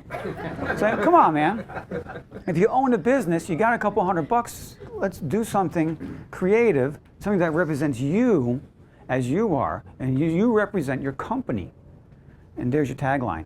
You represent the company. Don't you want something that's going to look like company worthy, right? Don't you want that? You want that. I can tell you right now. There we go. That was 4 minutes and 30 seconds. That's what you want to do. You have to network. You have to get out and see people. I stink at sitting in front of my laptop. I hate this thing. This thing right here is the devil. This is it. This is the devil incarnate. This is the worst thing on the planet, because you get in front of it, you don't leave it. Right? Who does that? Who gets in front of their laptop and doesn't leave it? Get out of your house. Shut the lid down and get out of your house, right? I tell the same thing to my kids. Get out of the house. Get in your bike and get lost for an hour. I don't want to see you for an hour, because my son's in front of Modern Warfare 3, right? And thankfully he's a swimmer, so he has a lot of swim practices during the season every day. But even still, you know, you get out and network. And FaceTime is the best thing. Facebook, get in front of somebody and you can sell them. Okay, we good? We got questions. Yes, I'm sorry, Derek. Do you ever put your soft liner? Do you use it with the strobes as well? The soft lighter? Yes. The soft lighters I don't. So Derek is asking, I recommend the Photex soft lighter, especially to beginners, because it's inexpensive and you get a lot of different things in one small package. I didn't bring one with me, and I think I should have. I would probably use a 36-inch soft lighter with a speed light. Derek's question is, would I use a speed light with a Photex soft lighter? Probably with the smallest one, not the bigger ones, because it really eats up a lot of light. It's really inefficient, but the light is soft and beautiful when it finally comes out of the back of the umbrella. I bought a 45 5 years ago, and yeah, found people who fill it with one speed light. Yeah. With a diffuser in it. Have you used it? Do you like it? I like it, but the issue I have again is a little bit of not even lighting on the big one. Yeah. I love it, and also just mounting the speed light along the axis. Oh yeah, it's a nightmare. I'm trying to find someone for an elegant solution to doing that. So I don't use as much with speed light, but I do like it. It gives very good light. It gives very soft, beautiful octagonal light. It's like a big octabox. Very nice. I love them. Anybody know Annie Leibovitz? I'm gonna throw that name out. Everybody knows Annie Leibovitz, right? Okay. She favors the smaller 36-inch Photex soft lighter with an assistant who has a boom arm, and he's running that thing around like this. Everybody ever see that? If you go to the Vanity Fair website and click on the videos link, you'll come up to a video where she shot Lady Gaga for one of the last issues. And they're running around New York City, and her assistant has a boom arm with one of those on it, and he's just going like this, placing it wherever she says. I think he knows where to go, to be honest with you. He better know where to go. And he goes like this, and he moves it over, and they're shooting Lady Gaga in front of a hot dog cart, and there's a whole crowd of people around him, and he's got this thing out there, and they're just lighting her as they go. They're beautiful, they're cheap, they work really, really well. I like the Photech soft lighters, and they travel well. So that's another thing. This is my travel kit. One strobe light, a grid, a battery pack, and the battery pack charger, and a pocket wizard. And that's it. I really prefer the grid. I really like the grid because I control the light a lot. I like that really. What model is that? This is the 20, this is the Profoto. This is the one for the older thing. Let's see, make sure I put it on right. The older zoom head. And that's that. What I like is I cut my gels to 7.5 by 7.5 and they fit right in here. Or you just leave this diffusion panel they give you and it softens the light right through, which is fantastic. So it works really well. It's a little big and bulky and it travels a little not too well, but it's a good deal. It's a good deal. If you guys are getting into strobe lighting, you know, look at various systems. Did they get the brochure, Bernadette? Did everybody get the brochure? Yeah. They're sitting on a chair. That's my speed light brochure for the previous class. But you know what? Hang on to that. That's got my email and my contact info on the back. I do teach a lot of photography. If you email me, I will respond. I absolutely will respond to you. Tell me who you are and what you did with me, and I will respond. If you say your name is Chris, I'm going to say delete. If you say, if you say on the tagline, Chris from B&H Photo Presentation, I'll open it up, and you have a question, I will answer you. If Morgan or Phil, which I still can't straight ask me, I'm only joking, I'm sorry, I will answer. I will answer everybody. I do teach a lot, and I do help a lot of people. Yes, there. Quick yes, no's, and I'll ask the other one later on. Wow. All right, hold on, time out. Go ahead. The power supply, the power source, is it sine wave or is it square wave, you know? I have no idea. The question is the Paul Buff battery pack sine wave or? Square wave. Square wave? I have no idea. I think it's sine wave because it's pure 120 power or 110 power, so I think it's sine wave. Some use square waves. Most of the cheap ones use square waves, which can damage electronics. I wonder how clean it is. Yeah, exactly. Yeah. Need to be filtered. You mean is it consistent energy or is it like Pure, hang on, hold on, time out for fun. The root means square is Pure Scene portable power source. great. That's a steal. Okay. Go ahead, number two. You said you got Portrait Professional for 72. Was that the 64-bit or the regular studio version? Man, you are asking me questions. All right, so 64-bit? No, and you said you got one for 72, which is a really good price. Yeah. And if I'm thinking of upgrading to the 64-bit, and if that's the price, I can wait. But there's a 64-bit version which can handle any memory your computer has. Right. Or the studio version, which is usually 120, which will handle 4 megs, but does a great job. The question is the Portrait Professional the 64-bit? Is that what you're asking too? No, I know the answer. Go ahead. Well, right Good. now, those are on sale for like $39 but it only does JPEG. If you go to the studio version, then it'll do the raw images, and the 64-bit I think was like $119. Oh, really? Yeah. If you go right to portraitprofessional.com, I keep debating back and forth if I should get it. In fact, if you like it, maybe I will get it. I do like it, and I have both. I have On One and I have that one because I buy them on sale. Yeah, they're on sale this month, I guess. Yeah, check out the site. I think it is 64-bit, right? You said the studio version. There's the studio which will do the raw images, which is would probably shoot that one on sale. But the higher than that was the 64-bit. If your computer can handle that. If that's 72, that'll be really good. A really good price.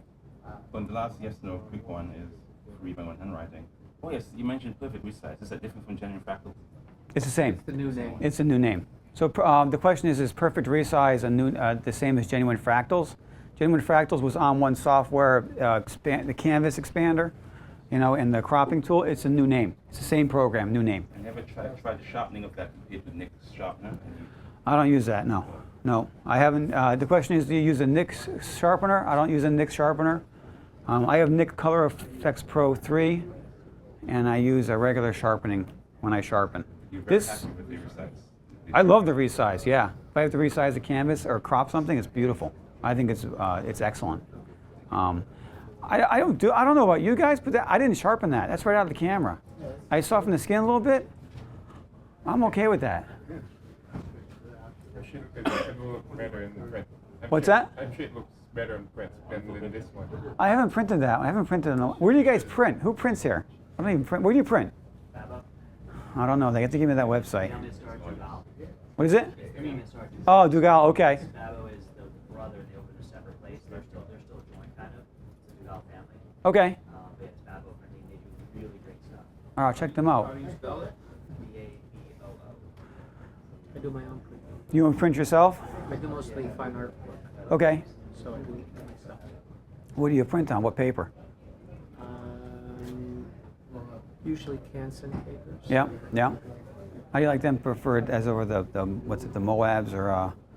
Well, I've used a lot of different ones, but you have to settle somewhere. You know, so. You got to find a paper that works for you. Yeah. Yeah. Actually, right, the fairly new Epson signature worthy hot press natural. It's beautiful, thick, 100% contact paper. Oh, nice. Very smooth finish. Who prints themselves? Do you? You print? I don't print it all myself. It's not worth it. Printing yourself? Yeah, you better look on Costco? You know, on a quick on the fly, Costco does a good job.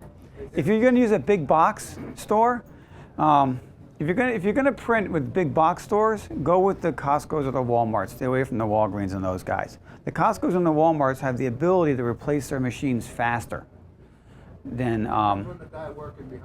That's always the case. Doesn't matter where you go. Doesn't matter where you go. It depends on who's running the machine. Even at my house. If you're running the machine, it depends on you, right? No, but Costco actually does a pretty good job. Yeah, incredibly, they do a good job. The problem is the people probably will say Costco, and you don't want the client to read, oh, Costco. Unless. Yeah, I had that happen. So that's I totally had that happen. Client, do not go to Costco. I totally had that happen. I did. I shoot a camp. I shoot a camp in Connecticut in Cheshire called Holiday Hill. It's 465 kids. I do it in 2 days myself. And I got the job as a favor from a friend. I said, oh, great, sounds cool, right? Those Life Touch guys, they make a lot of money. It's a good deal. And it is combat. It is utterly combat. And I use 2 speed lights. I set them up with no modifiers, just direct flash. The light changes every second. Every kid's different. They're all, oh my God, it's a nightmare. Money's good at the end, but you know what? And I was in a pinch and I had to give this client prints, and I went to Costco because it had to be done like right away. And she called back and she was furious. And she got Costco prints. But they're beautiful. I mean, the Fuji paper, they were all right. They weren't my custom printer, who I love. I have a custom printer who will leave my copyright tag on the side. It's awesome because I'll title my file, you know, Bernadette Romano, file number 0140, and with my copyright on it. And he doesn't cut that off. And I get that back and I can sort through 465 Bernadette Romanos and figure out who goes where. It's awesome. It's like having a room full of all different people. You get all those different prints. You can just find the name, sort them out, put them in envelopes, glassine paper, envelope, out they go. But I got caught. One last question, we'll do it now again. The shot with Bernadette against the fence in blue. Uh-huh. So one light did use orange gels and just use a tungsten white balance to get the blue background, or did you put the... And we'll go back to it. That it? That's not Bernadette. That's Ainsley. Oh. No, that's Ainsley. Ainsley is a very interesting individual who we work with occasionally. She was from Newfoundland, and she went to Yale, and she was back in town to deliver her dissertation for her PhD. So she called me up and said, let's shoot. I said, okay. The last time we shot was Time 4, because she had a really cool idea that we wanted to do. Well, Time 4 worked out to be all day, didn't it? Yeah, it was not a good deal for us. We got some really cool creative looks. She's a belly dancer. And we did Mata Hari. Anybody know Mata Hari? Know who Mata Hari is? Okay. Yeah, double agent. Right? We proposed double agent. We really don't know that, I don't think. I don't think anybody knows whether or not she was a double agent. Anyway, she had this really cool shot like this from about 1913, and she's in this silk wrap. So she gave me that photo. We duplicated it, and it came out amazing. Really came out amazing. Anyways, I'm off topic. I'm sorry. This is Ainsley. White balance in the camera is about 3,300 degrees, and there's a full cut CTO gel in front of the grid. So I slipped in the full gel right into here. I left this in. This is a diffusion panel that helps to soften the light still because the grid's hard and fat and direct. And I was able to, one of the things I like about the grid is if you look at her legs, even though they're slightly in the dark in the vignette, they are falling off. All my light is here. All my light is up here. If you look, head, hands, jacket, because I used the grid, and I wanted to highlight that part of the photo. And I did some retouching on that, so it's not what came out of the camera. It's close. This has more contrast applied to it. I pushed it up a lot. About 3,000, 3,100 degrees Kelvin. I set it right in the camera, and then took the shot. Did you see blue as the background or the skin tone when you talked about that particular color temperature? Skin tone. Skin tone. If the background, the question is, did I consider background or skin tone first? I consider skin tone. And I did some creative editing on it, so skin tone may even not be perfect, but I like the edit. I did it really quickly. I like the shot. It's a good shot of her. Yeah, I like the shot. All right, what time is it? Oh my God. We only have a few minutes left.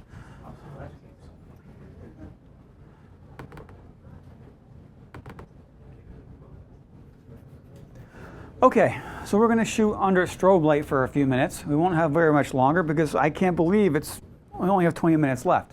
So we'll shoot for about 10 minutes. I'm going to use the grid. And what I like about the grid is that hard, fast, short light. I like that concentrated light. And we're going to do something. We may do the George Harrell kind of look again. All right, what do you think? Sure. The one where we did the snoot? Oh. Okay, I need to move this out of the way though. Pardon me, 1 second, hon.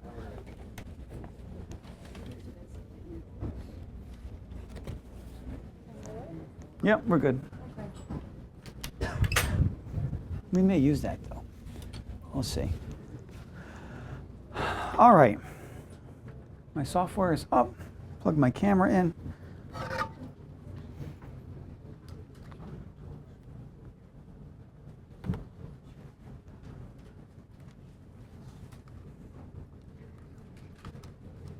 There we go. Camera's up. Okay, so we're going to shoot some strobe lighting. What do you guys want to shoot? I am a huge fan of that tight light. I like to control tight light. If you go to my, ooh, it's making a noise. Oh, it's this. Whew. You okay? Mm-hmm. You sure? Mm-hmm. All right. All right, so I've got a 20-degree grid on here. We're going to do a really tight headshot with a really tight kind of light. And I'm going to go for something George Harrell-like. Anybody know that name? I'm fixated with him lately, totally fixated with him. And you guys saw that before with the speed lights. A signature shot that I do for Expo Imaging and the Rogue Flash Bender is that George Harrell look. I really, really like it because it's hard, it's contrasty, it's very classic. I'm going to use my light meter here. I'm using a Sekonic L358, and I spent the extra bucks, and I got the Pocket Wizard chip for it. Okay, so when I fire this, I'm completely wireless. I'm at a shutter speed of 1/125th of a second. Ready, hon? Mm-hmm. One more. And at F10, F11, how about your forehead? Yeah, 1/25th of a second at F10. So it's a lot of depth of field. A lot's going to be sharp in the photo. I forgot my other gels. There's a way to decrease your exposure. Anybody ever use a neutral density filter? All right, good. You put a neutral density filter on your camera and you can drop this down by a couple of stops. So I'm at 1/25th, F10. Are you going to take a test shot, hon? Did you give me that Lana Turner look? Okay. Now what I want you to do, now I like that shot. Anybody else? You can say yes or no. Who doesn't? Who doesn't? Okay. You guys who like the shot can stay. All right. I'm going to go up higher a little bit and drop this down just a touch lower. Let's see. There we go. That's what I want, just like that. The beauty of the strobe light is having the modeling light, and you can actually see what you're going to be doing. With other kinds of lights, you don't have that. I want to be able to see what's going on. So I can see that I have this really nice loop light coming down on the right side of her nose. I'm going to get that high contrast black and white. If you look at the 40s and 50s style of shot, this is what you're looking at. Very hard, very fast light. Ready, hon?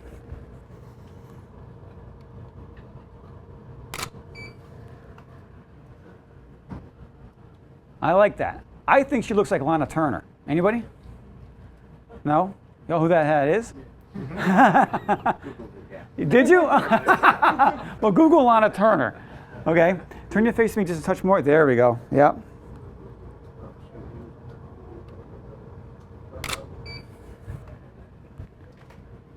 This is more the style we're looking at. You have a touch of Lauren Bacall going there. Anybody with Lauren Bacall? Right? Okay. I think so. Who?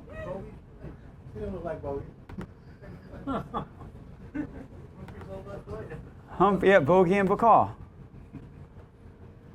Okay, there we go. Now we're starting to pull that look together. Yep. I want you to look up to me and give me that koi. Can you raise your left eyebrow? Yeah.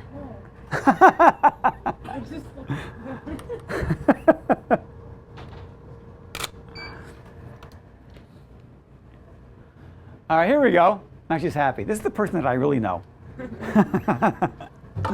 All right, so we have a lot of control. All right, I'm not going to get too much more shooting time in, I don't think. And I like the grid.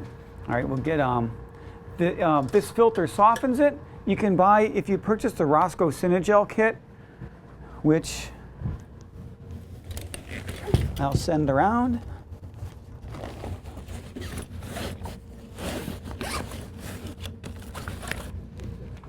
The last 15 minutes. I bought two kits. One I keep full size and one I cut to fit into the grid. All right, that comes with diffusion grids, diffusion sheets. So you put that right over the head and you have this nice, beautiful, soft light coming out of here. Now this is pretty hard and fast at f10, all right? I don't have anything else to shoot with. I have an umbrella. Let's put the umbrella in.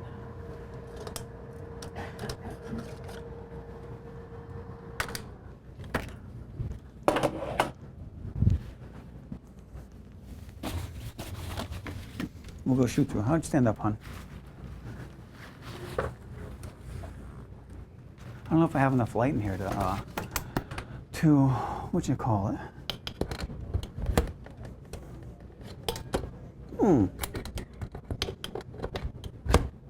Come on, get in there. Get in there. Won't go in. Get in there. There it is. Okay, I think we're gonna go just like that. I like that. Okay, now I'm going to soften the light and give her a nice simple headshot. For those of you just getting into strobe lighting, this is very simple and very easy to do. We'll take a new meter reading. Make sure you even your exposure out across the face. I'm at f13. I'm at 1/25 at f13. I'm going to try and put my neutral density filter on. If I'm at f13, I'm going to ask a math question of the math person over here, Derek, asking me about 64-bit. If I'm at f13 and I'm going to put a 3-stop neutral density filter on, what's my aperture? F13 is down to, yeah, just 5.6? around that. Third stop up, 163 maybe? Okay, ready, hon?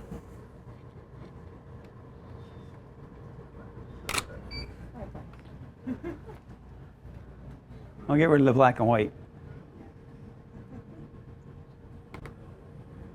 Okay, it's a little dark for me. What happened? Go down another 5.6. Okay, 5.6. I'll go to F5. How's that?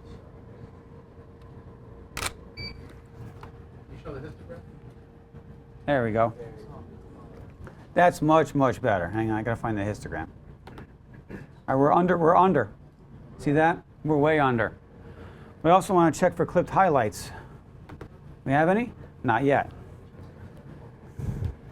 Okay, so let's see if we get, what shall we do? We'll go to F4.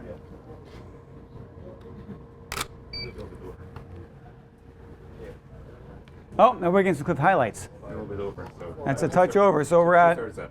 4.5, right? We're at 5. All right, cool.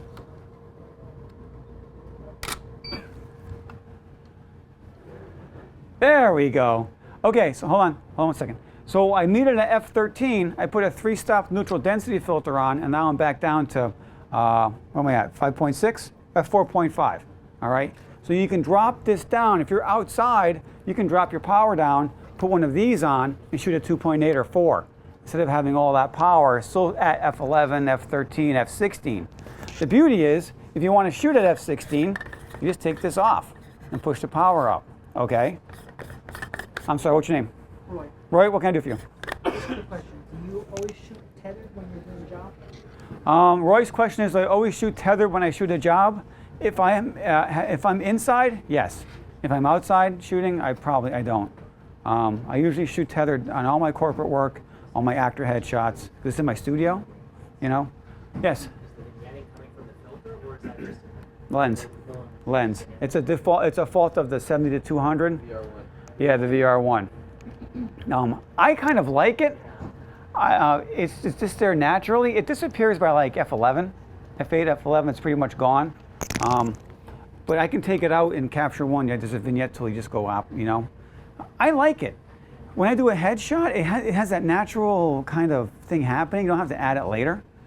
It's one of the reasons I haven't purchased a new one, because I think the new one's better. It doesn't have that, but I like it. Could you show the color checker how you do the white? Oh, certainly. Certainly. Where'd it go? Is it around? The great thing about this is it works great. The bad thing about this is that it's so small, either I forget to take it out, or I'm like, okay, this is great, we'll use it, and I'll put it in my back pocket and never use it again. So I'm really considering getting the larger target, so that's it's literally in my face, and I can always see it. Okay, so for you Lightroom guys, you're gonna take a custom white balance, and you get the old mugshot, all right? Go to the presetting. Now Nikon's,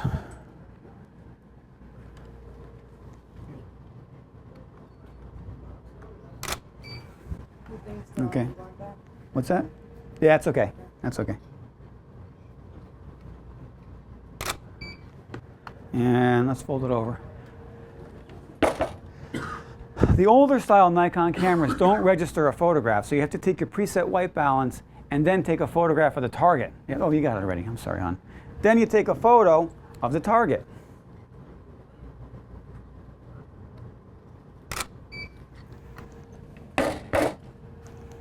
We're good. Thank you. I'll take a headshot.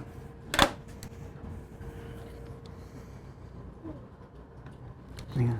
Turn to the side. Give you something.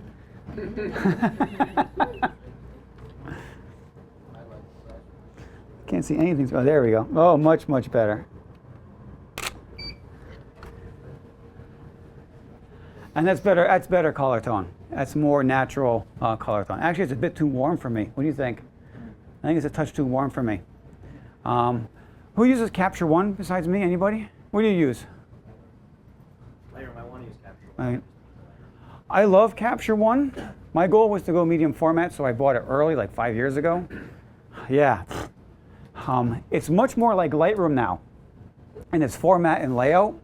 I really like it a lot. The only thing that I do find is that it reads the temperature like 200 to 300 degrees warmer than what I do as a preset. If I brought this photo into Adobe Camera Raw or Lightroom, I'd be closer. That's the only thing that doesn't seem to work well. But I'll bring it down to like maybe 200 degrees and I'm fine. You know, that's the only thing doesn't seem to fit well. The JPEGs or the Raw. I haven't shot a JPEG in. Who shoots JPEG here?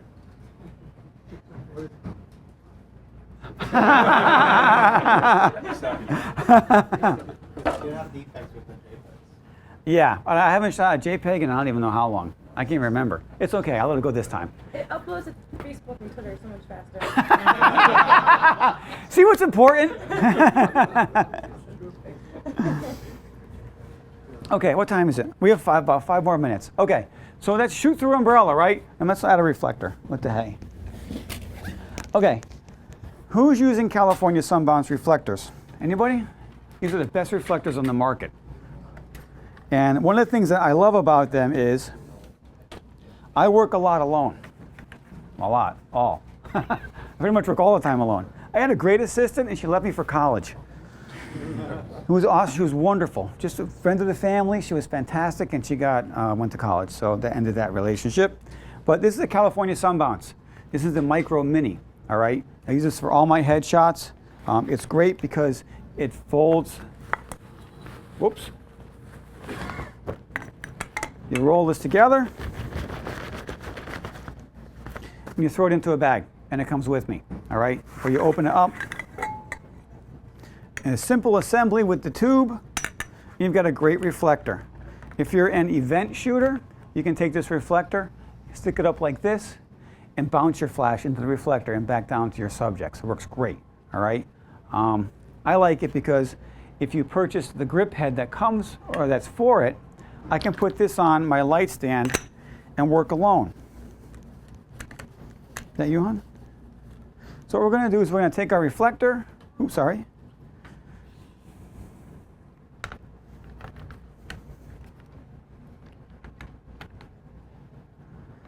And we'll place it right about here. We'll get some fill light on your face. What do you say? Okie dokie, artichoke. In this instance, I'm going to bring some fill light up under her chin, under her cheek, under her eyes. All right. And I'm going to aim my light maybe a little more towards the reflector and less off of her face. And get more fill light totally on her instead of a main light fill light. Get almost all fill light and make it softer. Okay, ready on?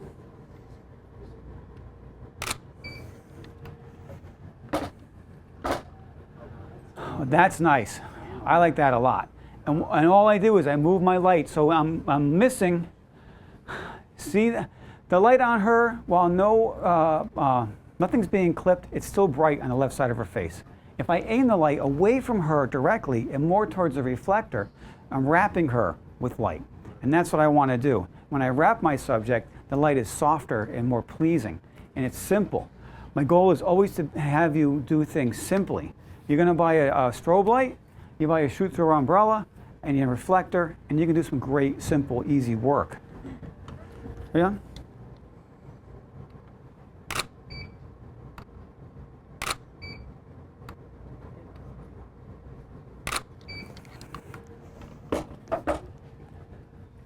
We're done, right? Let's shoot the print. Shoot the print. I may adjust white balance, but other than that, let's shoot the print. And that's beautiful. It's a great headshot. Okay? Simple, quick, and easy. Yes, Charles, right? Yeah. Do you prefer that reflector over the 1-3 panels more? This one goes with me everywhere. That one stays in the studio unless I need it for a job. That's more versatile. This is more versatile. And the beauty of it is this. I can position this thing anywhere I want.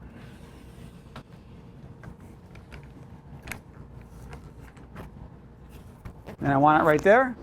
I lock this right in, and I'm hands-free, okay? That's the utter beauty of it. It's a touch pricey, but then again, what isn't? My friends and I have determined that photography is either $300 or $3,000 or $500 or $5,000. You can't decide which is more appropriate. Ken, right? What can I do for you? Yeah, right. Yeah, I was with the first class, and you talked about the settings on the speed flash. You know, they have power. Now I know Strobe, I don't have too much experience with them, so I'm nice because the Strobe has, you can actually, how do you set the power on the Strobe? How are you setting that? Okay, so Ken's question is, how do I set the power? On a speed light, you have to scroll through the mode button and hit manual and stick to manual power, and you turn your speed light into a strobe light. This on the back has a dial, and all I have to do is dial my power up or down. Oops, I don't want to hit that screen. This is a 300 watt second strobe light. So I have a lot of power coming out immediately on the low setting. I usually start, you can come take a look if you want, on it's at a quarter. That's the lowest setting. I start there and then I go up. We had a very deep depth of field, a lot of aperture here, because I had a bare head through an umbrella. And that's really a lot of power. I would prefer a softbox or even maybe a reflective umbrella to kind of spread that light and spread that power out, and maybe shoot more along the lines of f8. All right. So But you stand in a corner, you take the light, and you work from there. exactly. It's a little more trial and error that way than it is speed lighting. Speed lighting, see, that's where the counterintuitive nature of photography takes over. All right. So a lot of things in photography are counterintuitive, right? So a smaller number in aperture equals a bigger hole. It's counterintuitive. You think a smaller number would be a smaller hole, right? So it's trial and error. I always start at the bottom and then go up from there, you know. This light? Light meter is about $250. Oh, the question is how much is a light meter? You can get the light meter with the Pocket Wizard chip for I think about $280 here. All right. I use Pocket Wizard. I have a partial sponsorship by Mac Group, so I'm kind of heavily involved with those guys. But you buy the chip, you're hands-free. You know, you don't have to be tethered with a PC cord. Yes, there. The insert, the transmitter for the 358. Have you used it outdoors and have you found a real range limitation on that? The question is that when I use the light meter, did I find a range limitation when I take it outside? I have not yet. If I'm that far away, I'm gauging it by eye, honestly, because I don't think the meter will pick up beyond like 10 feet.